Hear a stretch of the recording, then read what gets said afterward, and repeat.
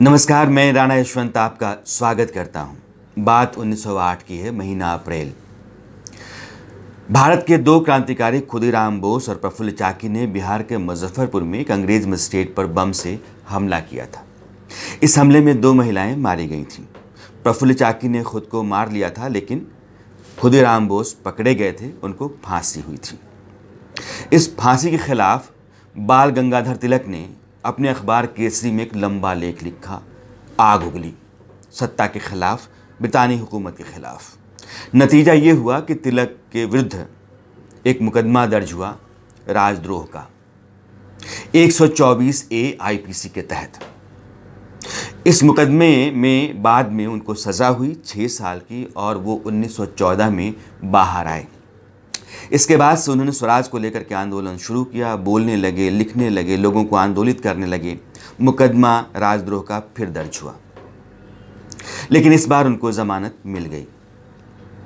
संयोग ये है कि 1908 में और 1916 में दोनों दफ़ा उनके जो वकील थे वो जिन्ना थे। एक बार जिन्ना मुकदमा हार गए, लेकिन दूसरी बार उन्होंने तिलक को बचा लिया था। मैं इसका जिक्र इसलिए कर रहा हूं कि यह 124A आज भारत के इस साल के चुनाव में एक बड़ा मुद्दा हो गया है। इसलिए कि कांग्रेस ने अपने घोषणा पत्र में कहा है कि अगर वो सरकार में आती है तो 124A जो आईपीसी के तहत धारा है उसको हटा देगी। बीजेपी ने और प्रधानमंत्री ने कहा है कि देखिए, यह राजद्रोह या देशद्रोह का काम जो लोग करते हैं उनको इस बात का डर है कि आने वाले समय में उनके लिए मुसीबतें बढ़ सकती हैं, इसलिए वो चाहते ही नहीं है कि इस तरह का कोई कानून हो।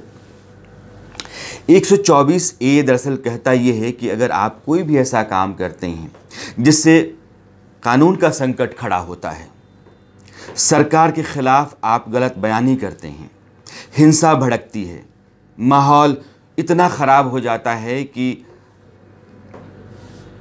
कानून और व्यवस्था का संकट बहुत बड़ा हो जाता है, आप संविधान का किसी तरीके से अपमान करते हैं, या फिर आप कुछ भी ऐसा कहते हैं या करते हैं जिससे देश के खिलाफ माना जाए, या फिर आप उसका समर्थन करते हैं, तो आप 124 के तहत बुक किए जा सकते हैं, आपके ऊपर मुकदमा चलाया जा सकता है। कांग्रेस ने कहा है कि सुप्रीम कोर्ट ने इसमें जो फेरबदल किया है वह फेरबदल आगे के लिए बहुत हद तक काफ़ी है। जो पुराना कानून है ब्रितानी हुकूमत का, उसको बदल दिया जाना चाहिए। अब सवाल यह है कि सुप्रीम कोर्ट ने क्या कहा था। यह मामला 1962 का है, बिहार के केदारनाथ सिंह के खिलाफ मामला था और सुप्रीम कोर्ट ने 5 जजों की खंडपीठ थी और उसने ये कहा था कि अगर कुछ भी ऐसी स्थिति पैदा होती है जिसमें आप हिंसा भड़काते हैं, असंतोष पैदा करते हैं या समाज में वैमनस्य पैदा होता है, तो आप 124A के तहत आरोपी हो सकते हैं, आप पर मुकदमा दर्ज हो सकता है। लेकिन आज की तारीख में यह एक चुनावी मुद्दा है और जो बाकी नैरेटिव हैं इस चुनाव के, उनमें से एक नैरेटिव 124A भी होगा, देशद्रोह भी होगा।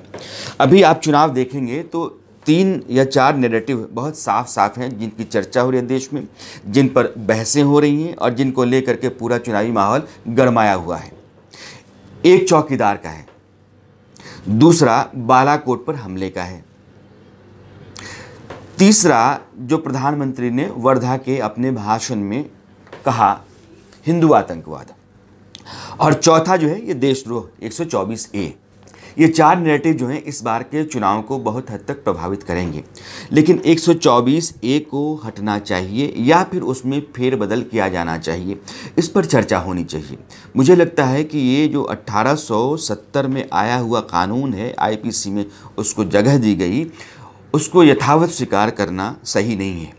आज़ाद हिंदुस्तान में अंग्रेज़ों के बनाए हुए राजद्रोह या देशद्रोह के कानून को सीधे सीधे हिंदुस्तानियों पर हिंदुस्तान की आज़ाद हुकूमत के ज़रिए लादा जाए या लागू किया जाए, यह बात ठीक नहीं है। जैसे बहुत सारे संशोधन हुए हैं, बहुत सारे कानून हटे हैं और मौजूदा सरकार ने तो सैकड़ों की संख्या में पुराने कानूनों को हटाया है, तो इसको भी हटाया ना जाए, लेकिन इसको बदला जाना चाहिए। कांग्रेस ने हटाने की जो बात कही है वो बीजेपी के लिए एक मौका देती है कि आप पर वो हमलावर हो सके और आपको घेर सके। दरअसल उसमें जो आपका इंटेंट अच्छा हो सकता है, लेकिन आपकी जो भाषा है, जो लिटरेचर है आपकी घोषणा पत्र का, वह कहीं ना कहीं इस बात का इशारा करता है कि आप 124A देशद्रोह राजद्रोह के खिलाफ ही हैं। ऐसा नहीं हो सकता। यह मामला डॉक्टर विनायक सेन के खिलाफ चला, मुकदमा उनके ऊपर चला, बाद में उनको ज़मानत मिल गई थी। बहुत सारे नक्सली हैं, उन पर 124A लागू होता है। हार्दिक पटेल 2015 में जो पटेलों का आंदोलन गुजरात में हुआ, जिसमें बड़े पैमाने पर हिंसा हुई, आगजनी हुई, उसमें हार्दिक पटेल पर राजद्रोह देशद्रोह का मुकदमा दर्ज किया गया था।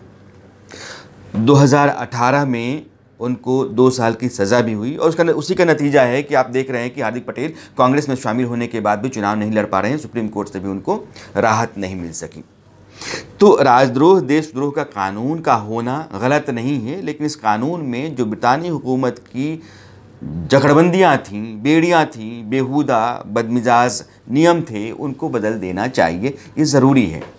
मौजूदा स्थिति में जो संकट खड़ा हो सकते हैं लोगों के कारण, या बहुत सारे ऐसे विभाजनकारी तत्व हैं या ताकतें हैं जो देश में काम करती हैं, उन पर लगाम लगाने के लिए, उन पर अंकुश रखने के लिए जो कुछ भी कानूनन किया जाना चाहिए वह 124A के तहत लाया जाए। यानी कि 124A में बदलाव करना ज़रूरी है, इसको हटाना मुनासिब नहीं है। और बदलाव की बात ना करके हटाने की बात जो कांग्रेस ने की है, कांग्रेस के लिए यही एक मुसीबत हो गई है और बीजेपी ने अपना पूरा फ्रंट खोल दिया है हमला करने का। अब यह एक दूसरी शक्ल अख्तियार कर गया है कि कांग्रेस दरअसल देशद्रोहियों राजद्रोहियों के पक्ष में है, उनकी वकालत कर रही है, और बीजेपी दरअसल उन्हीं लोगों को साधने, उन पर अंकुश लगाने और उनको कानून के दायरे में दबा करके रखने की हिमायती है। ऐसा है नहीं, लेकिन नैरेटिव ऐसे ही बन जाते हैं, लोगों के बीच में इसी तरह की चर्चा होती है और फिर राय बन जाती है। ऐसे ही 2-3-4 नैरेटिव्स होते हैं जो लोगों के बीच में एक चुनावी माहौल तैयार होता है, राय बनाते चले जाते हैं और वोट उसके आधार पर हो जाता है, नतीजे कुछ और आ जाते हैं। चुनाव लड़े जिन मुद्दों पर जाते हैं, नतीजे उन मुद्दों पर अक्सर नहीं आते हैं।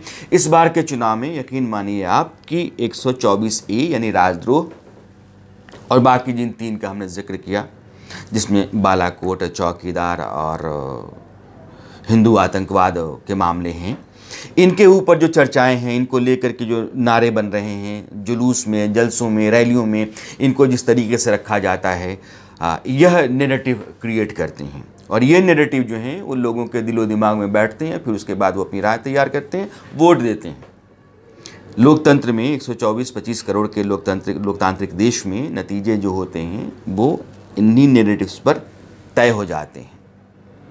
इसलिए आपको ये सोचना होगा कि आपको वोट देना है और आपको अपनी सरकार चुननी है, तो फिर किस तरह की सरकार आपकी होनी चाहिए। लोकतांत्रिक देश में आपके सामने सही स्थिति का होना बहुत ज़रूरी है। ये जो घालमेल है, धुंध है, गुबार है जो पैदा किया जाता है किसी न किसी तरीके से, उसका छंटना हटना बहुत ज़रूरी है, ताकि आप सीधा सीधा साफ साफ देख सकें, समझ सकें और उस समझ के आधार पर आप फैसले कर पाएँ, क्योंकि आपका फ़ैसला इस देश के लिए बहुत ज़रूरी होता है। आपका वोट भी बहुत कीमती है। 11 तारीख को पहले चरण का मतदान है। जिन लोगों को उस चरण में वोट देना है वो जा करके अपने इस मताधिकार का प्रयोग ज़रूर कीजिएगा। नमस्कार। आपसे विदा लेने का समय आ गया है, लेकिन जाते जाते आपसे फिर वही गुजारिश है कि आप चैनल को लाइक करें, सब्सक्राइब करें, अपनी राय भी ज़रूर दें और बेल आइकन दबा करके नोटिफिकेशन भी ज़रूर लें। नमस्कार।